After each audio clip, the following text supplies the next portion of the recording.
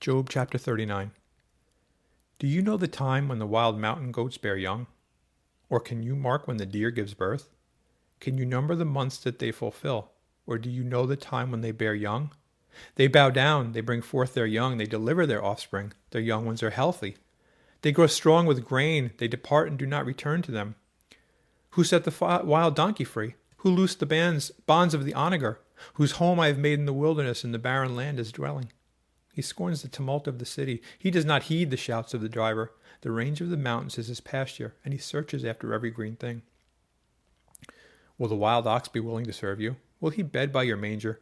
Can you bind the wild ox in the furrow with ropes, or will he plow the valleys behind you? Will you trust him because his strength is great, or will you leave your labor to him? Will you trust him to bring home your grain and gather it to your threshing floor? The wings of the ostrich wave proudly. But are her wings and pinions like the kindly stork's? For she leaves her eggs on the ground and warms them in the dust. She forgets that a foot may crush them, or that a wild beast may break them. She treats her young harshly as though they were not hers. Her labor is in vain, without concern, because God deprived her of wisdom and did not endow her with understanding. When she lifts herself on high, she scorns the horse and its rider. Have you given the horse strength? Have you clothed his neck with thunder?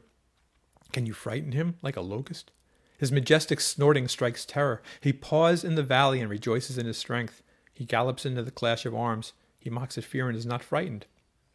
Nor does he turn back from the sword. The quiver rattles against him, the glittering spear and javelin. He devours the distance with fierceness and rage. Nor does he come to a halt because the trumpet has sounded. At the blast of the trumpet he says, "Aha!" He smells the battle from afar, the thunder of captains and shouting.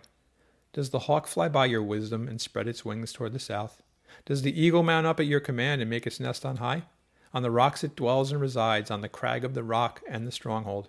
From there it spies out the prey. Its eyes observe from afar. Its young ones suck up blood, and where the slain are, there it is.